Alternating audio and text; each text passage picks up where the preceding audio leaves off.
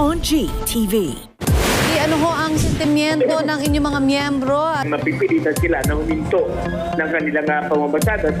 Napipilitan kami humingi ng consideration para ma-recover namin yung cost of fuel. Ano ho ang magiging sistema nitong pamamahagi ng 5,000 peso cash aid? Mauna po muna yung mga tricycle drivers, but eventually include natin yung pong mga jeepney drivers, taxi drivers, mga TNBS drivers. Up next, Balitang Hali on GTV.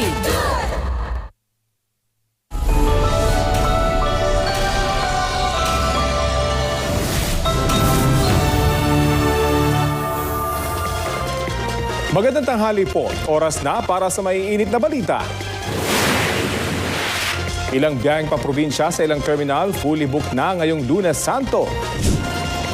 Turismo sa summer capital Baguio City, tumamlay raw dahil sa napakamahal na produktong petrolyo. Presyo ng isda na pinipiling bilhin ng ilan ngayong Semana Santa, magtataas ng presyo sa mga susunod na araw. Magkano na kaya?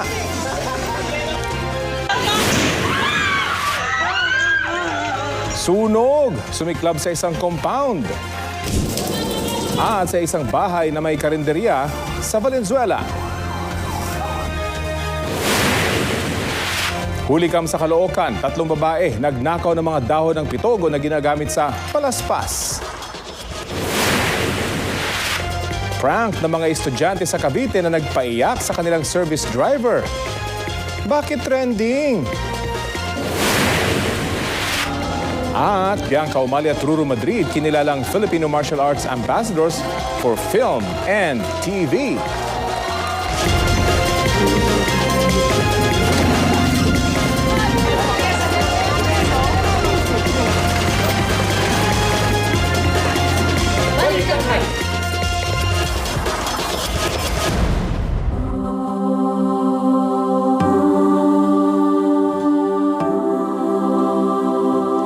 Ngayong Lunes Santo, patuloy ang pagdating ng mga biyahero sa mga sakayan pa probinsya tulad ng mga Pantalan.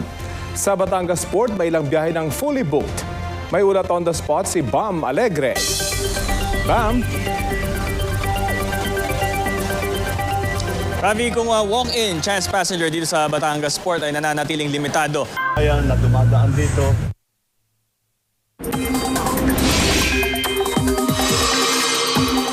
Ngayong Lunes Santo, asahang magiging mainit at malinsangan ng panahon ayon sa Pag-asa. Bulkan. Ito ang GMA Regional TV News. Patay ang 5 pulis matapos tambangan ng kanilang police mobile sa Sheriff-Aguac, Maguindanao del Sur. Susunod, hulikam sa Caloocan, 3 babae nagnakaw ng mga dahong ginagamit bilang palaspas. Isda na in demand ngayong Kwaresma, posible raw magtaas ang presyo. Magkano kaya? At ilang Kapuso stars enjoy sa bonding moment kasama ang kanilang fans. May init na balita dito sa Balitang Hali.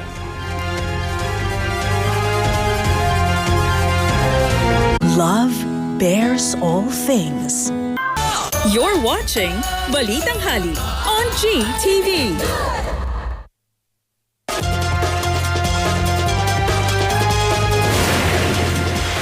Nakuna ng CCTV ang 3 babaeng yan. GMA Integrated News.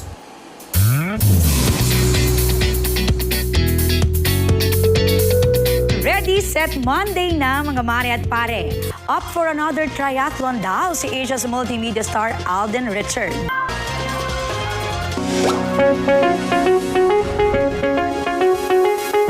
Walang na-detect na COVID-19 cicada strain sa Pilipinas ayon sa Department of Health.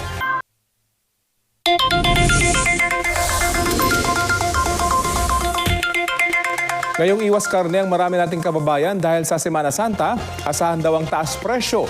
Ang bahay ngayong birthday niya as a homebody.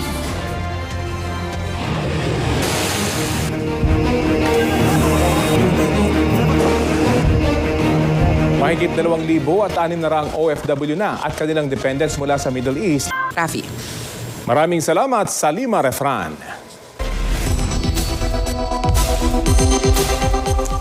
Mga kapuso, maging mapanuri sa mga binabasang post online dahil talamak pa rin ang mga nagpapakalat ng maling impormasyon.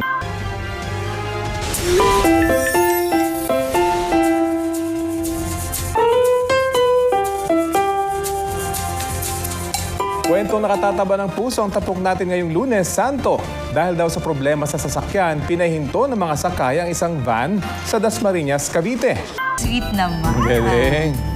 At ito po ang Balitang Hali. Bahagi kami ng mas malaking misyon. Rafi Tima po. Kasama niyo rin po ako, Aubrey Carampel. Para sa mas malawak na paglilingkod sa bayan, mula sa GMA Integrated News, ang News Authority ng Filipino.